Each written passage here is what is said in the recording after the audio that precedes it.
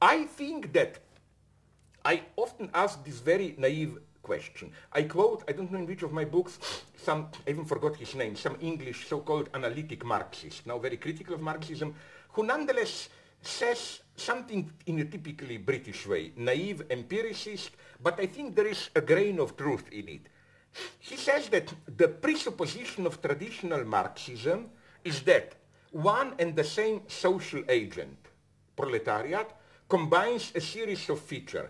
They are the majority, they are the productive, they are the poorest, they are exploited. And then he says something very commonsensical, but I find it very interesting. He said that today we have all these properties, but they are not united in the same agent.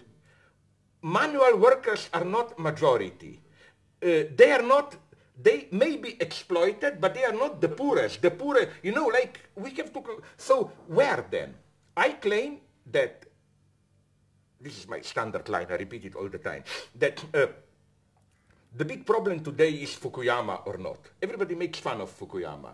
But I even met him 1-2 times, and you know, I will tell you something very ironic. You know that when we debated once years ago on BBC, he liked my book, Revolution at the Gates, on Lenin, and he told me, you have so many nice analyses, why don't you just drop Lenin and keep all the analysis, and I would agree with you, typical. No, but I claim that he's not an idiot who thinks, end of history. He just claimed, basically, we have the formula. And even most of the leftists de facto agree with him.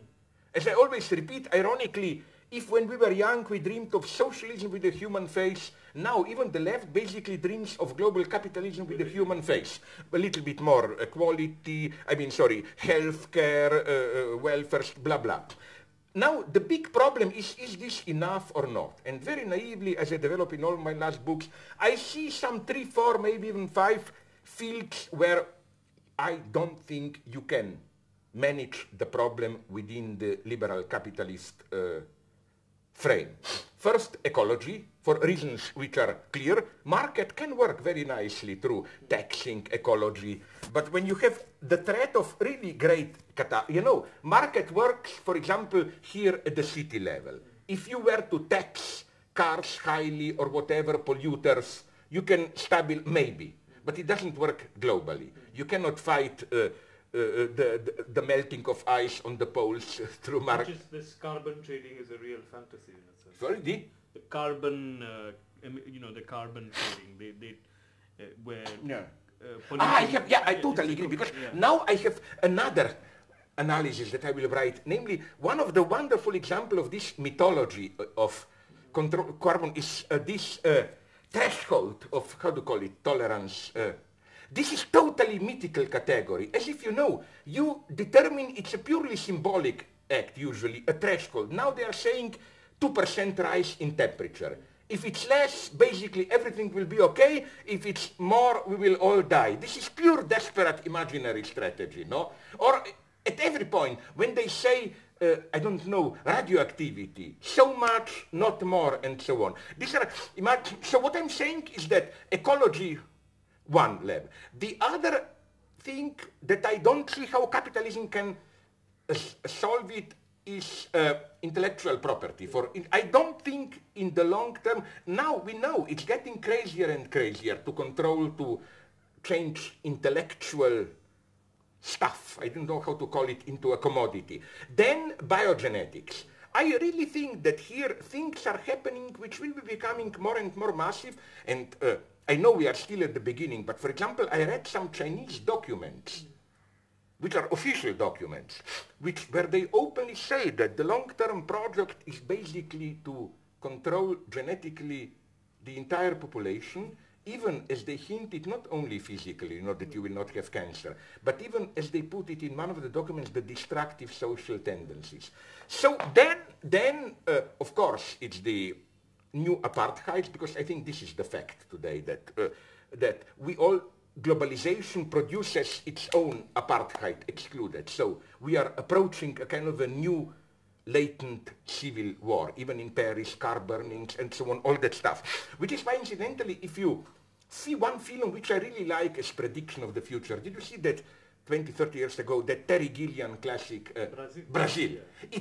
He first got it, this new clownish, ridiculous authoritarianism. It's no longer the old authoritarian. I love that film, no? But okay, let me go on. So, all these problems, I think, are ultimately the problems of what already Marx and others calls commons. What is ecology? Nature is our commons, our shared substance.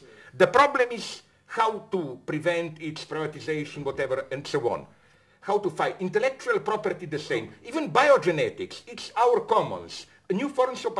So I think all the problems are the problems of commons, which is why I want to keep the word communism, also because it's a little bit more radical. Now people tell me, but why don't you simply say a solidary social action? I say, here we talked about political strategy. I know that the word communism has some problematic associations, but at least it makes it clear that we need a real break. If you say, oh, we need a large collective solidary act, my God, Bush would agree with it, Blair would, everyone would agree with it. It's not dangerous. You have to signal somehow that things really have to change. And I'm not even a great optimist here. The problem is when people tell me, this Fukuyama dream, but why shouldn't all the world gradually become like Western Europe? That's basically... Kant's proposition. Yeah, universal peace. Yeah. Here, I totally agree with Hegel's deduction of the necessity of war. Yeah. Not for being a warlike, but okay. But what I want to say is that this idea, I think, precisely will not work. I think that the true, as I put it ironically in my last book, it's either socialism or communism. By socialism, I mean, ironically, this kind of a Brazil society. Capitalism will have to get somehow organized. It will be either a new capitalist authoritarianism, we are slowly approaching it, or, so when liberals accuse me of being totalitarians, my answer to him is, no, the point is that there are some great things in liberalism. In order to keep them, you liberals will need our help. You need an injection from more radical left. And that's for me, which is why I don't accept, that's crucial today. The first part of struggle is always to define the coordinates of the struggle. The media today bombard us with, enlightened capitalist development or fundamentalism. This is a false struggle for me. These are two sides of the same global capitalist dynamics.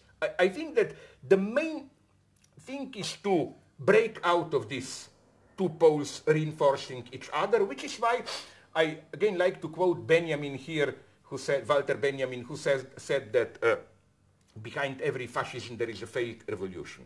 I think when people say, your communist dreams, where are they? Then I can tell him, yes, but that's why you have fundamentalism.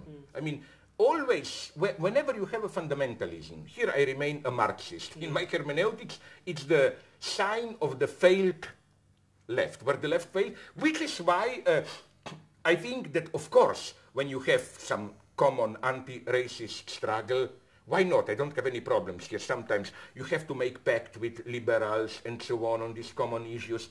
But we should never forget this, that it's not that we don't agree with liberals on freedoms and so on, is that we are accusing them of hypocrisy in the sense of not seeing how their own world is generating what it fights. And this is why in my last book, I think I mentioned, I love, for example, when people told me about fundamentalism, I love the example of Afghanistan. I am old enough, you are not. I remember it. You also, oh my God, may I ask discreetly, now, as if we are women, I'm 60, how... I'm 42, but I remember 79 when the Soviet... How can you? What were you? I was 12 years old and... Are you ready? You were a young genius, like John Stuart Mill. You were already reading newspaper. No, but what I want to say is that I remember before even, Afghanistan was one of the most secular Middle East countries. They had an enlightened pro-Western king. They have a strong local communist party and so on. And then it is through being involved in the global politics that Afghanistan became fundamentalist. I even, which is the third city after Kabul and Kandahar in the west, in the west of Afghanistan. There I read, do you know that